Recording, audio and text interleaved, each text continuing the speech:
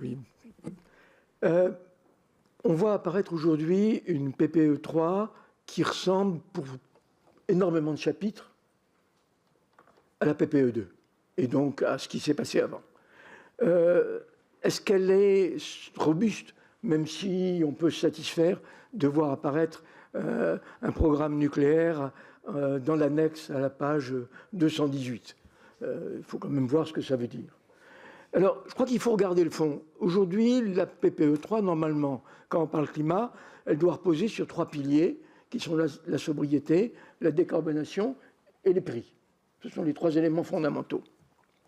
Quand je lis la PPE3, elle ne tient pas la route. Elle ne tient pas. Si je prends les 3 pieds du tabouret, il y en a déjà au moins un qui est défaillant, qui est la sobriété. Et ça, je peux vous en donner l'exemple. Nous sommes pour la sobriété.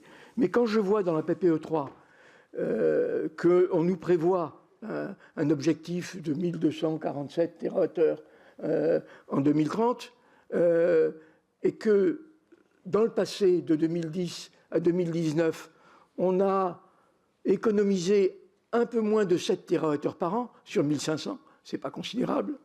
On voit bien sûr une accélération très forte avec la crise.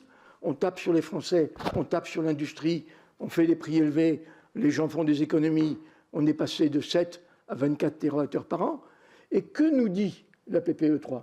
Elle nous dit que dans les 6 années qui vont venir, ce ne sera pas 24 par an, ce sera 38 par an. C'est-à-dire qu'on va augmenter de 50% la baisse de consommation par rapport à la période de crise la pire qu'on ait eue depuis des années. Alors, plus drôle encore, plonger dans la SNBC, et dans la SNBC, vous voyez un petit texte qui est très, très intéressant. Je le lis. La trajectoire modélisée conduit à 15 TWh par an au lieu des 38 TWh par an.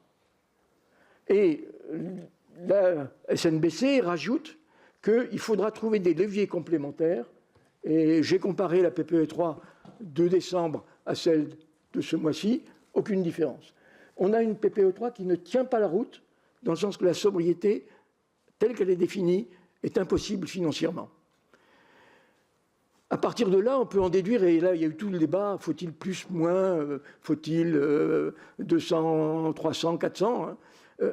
En gros, si on vraiment s'intéresse au climat, la conclusion, c'est qu'il faut décarboner pour compenser les difficultés de sobriété. Il y a clairement, ça a été dit par M. Delahaye, il y a un problème de décalage de certains objectifs à beaucoup plus loin. Donc ça, il faut le prendre. À partir du moment où on a dit ça, il faut regarder qu'il y a d'autres contraintes.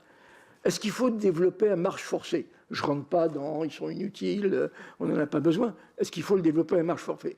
La réponse est certainement non, puisque RTE eux-mêmes nous indiquent que la très grosse majorité de cette production éolienne et solaire est exportée. Et d'ailleurs, RTE se félicite du fait que nous aidions à décarboner des voisins qui, on peut le dire, nous aident rarement au niveau européen.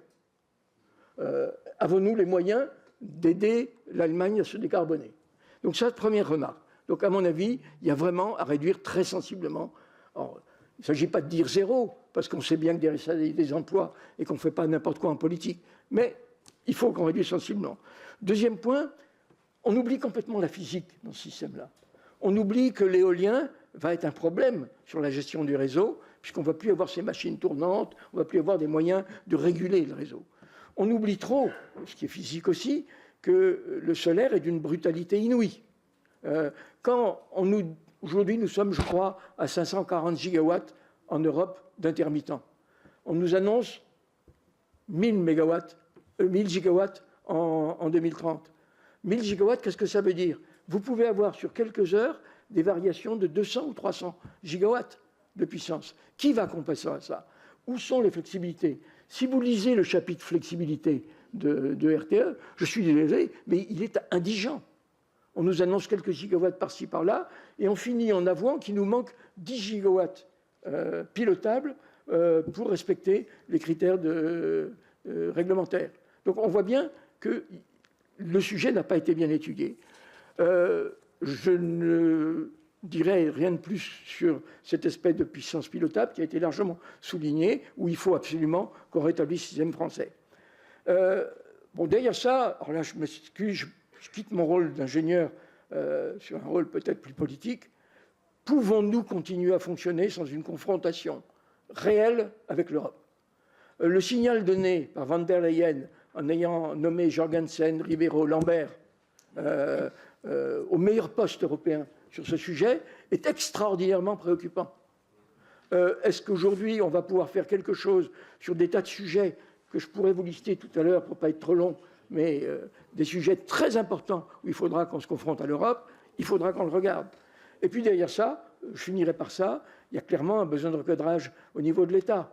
Il va falloir regarder, est-ce que la DGEC a fait une lecture critique de cette PPE3? On n'a pas l'impression.